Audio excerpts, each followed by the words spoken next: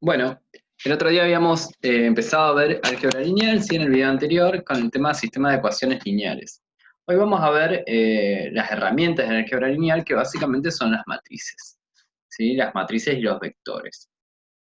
Bien, vamos entonces a bajar hasta ese tema. Dice que las matrices, que un sistema de ecuaciones lineales, como el que vimos, acuérdense que el sistema de ecuaciones lineales tenía tres componentes, decíamos, ¿cierto? Los coeficientes, las incógnitas o variables y los términos independientes. Bien.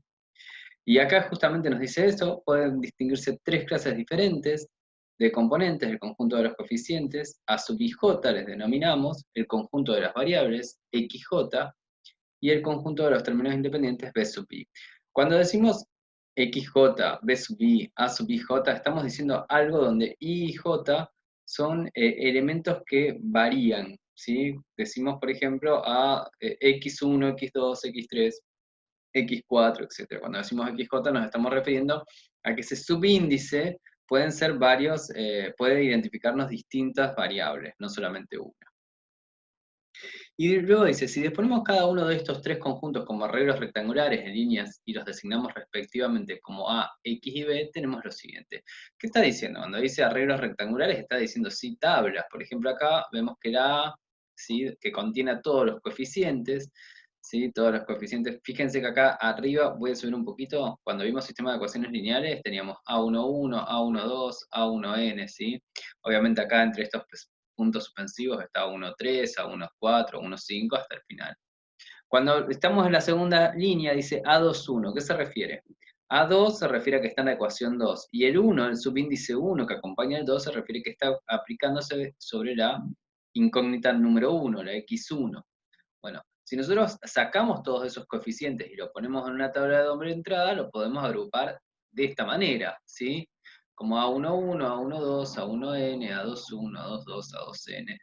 Bien, acá estos puntitos suspensivos quiere decir todos los que están en el medio, dentro de la ecuación número 1, los que acompañan a la incógnita 3, la incógnita 4, la incógnita 5, etc.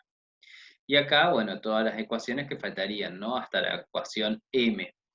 No necesariamente esto, o sea, la cantidad de columnas tiene que ser igual a la cantidad de filas que vemos en esta tabla de doble entrada, porque la cantidad de columnas se está refiriendo a la cantidad de variables, y la cantidad de filas se está refiriendo a la cantidad de ecuaciones.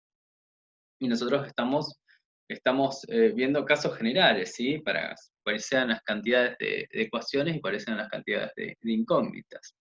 Bien, pueden ser iguales o pueden ser más las cantidades de incógnitas o más la cantidad de ecuaciones. También se puede ordenar así en una tabla todas las variables, pero aquí solamente vamos a tener una sola fila, ¿sí? Una sola columna, discúlpenme, x1, x2, x3, x4, todos los que están acá en los puntitos suspensivos que no vemos, hasta la última incógnita, la incógnita xn.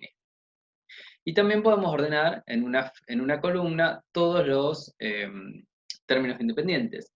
B1, B2, B3, B4, B5 hasta B sub m. ¿Bien?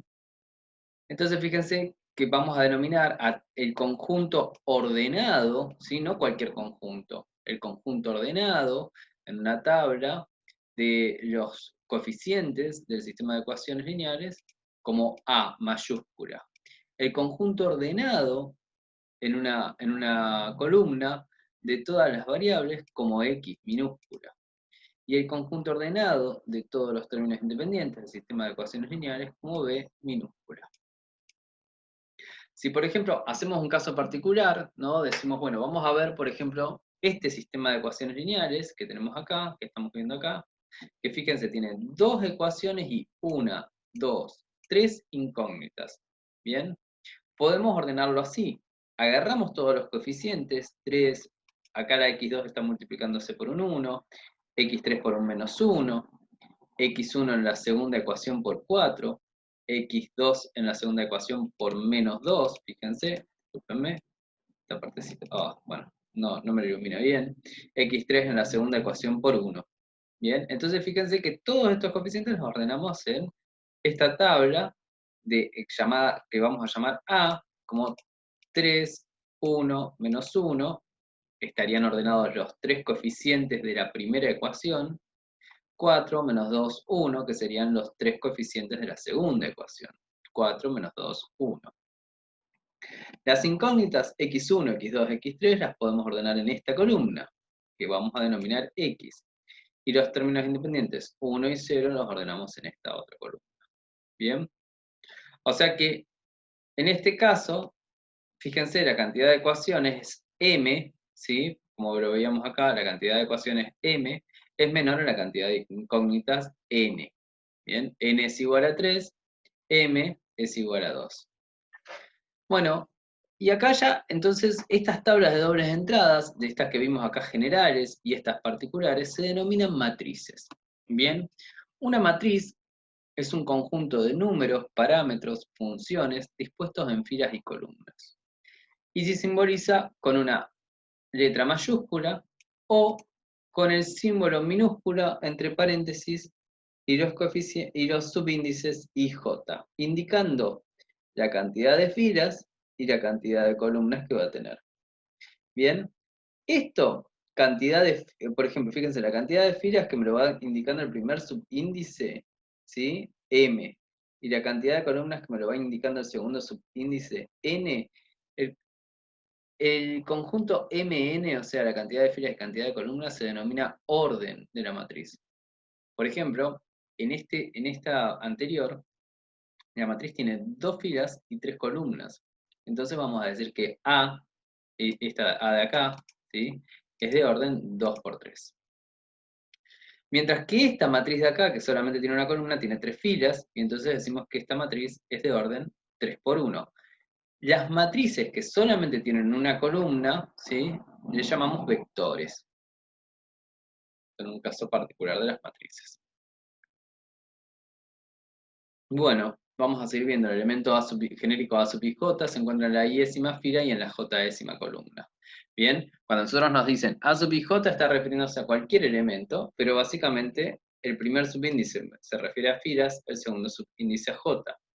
Se dice que la matriz A es de orden m por n si tiene m filas y n columnas. Por ejemplo, nosotros vimos el caso recién que era de orden 2 por 3. Si m es igual a n, la matriz es cuadrada, igual cantidad de filas y columnas. Este es un caso particular de las matrices. Cuando la cantidad de filas y columnas son iguales, se denominan matrices cuadradas y tienen muchísimas aplicaciones que la matriz sea cuadrada, cosas que vamos a ir viendo en álgebra lineal. Acá presentamos una matriz 1, 0, 1, 4 menos 1, 3, que vamos a denominar B.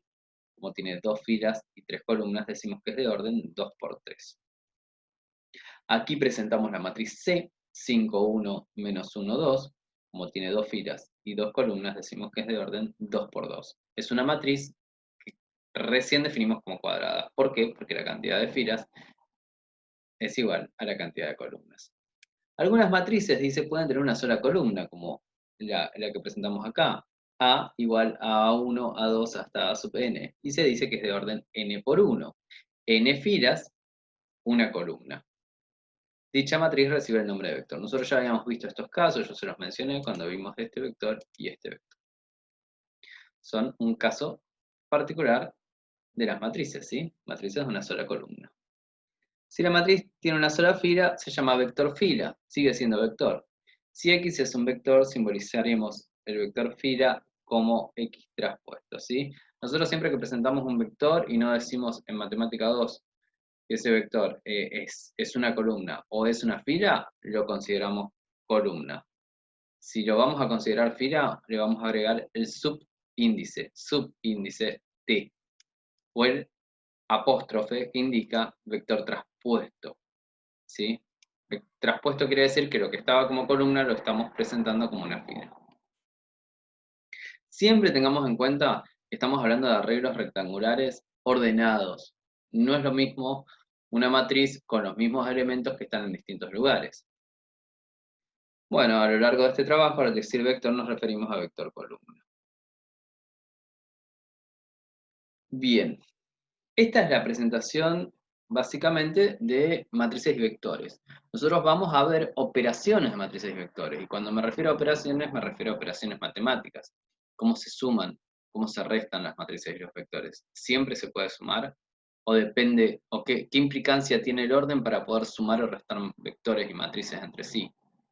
Bien, una operación matemática definida concretamente. También vamos a ver el producto, por ejemplo, de números reales con una matriz. yo tengo una matriz cualquiera y quiero hacer el producto del número 5 por la matriz. Bueno, ¿se puede hacer eso? ¿Cómo se hace en tal caso? Y el producto entre matrices, ¿se puede hacer? ¿Cómo se hace?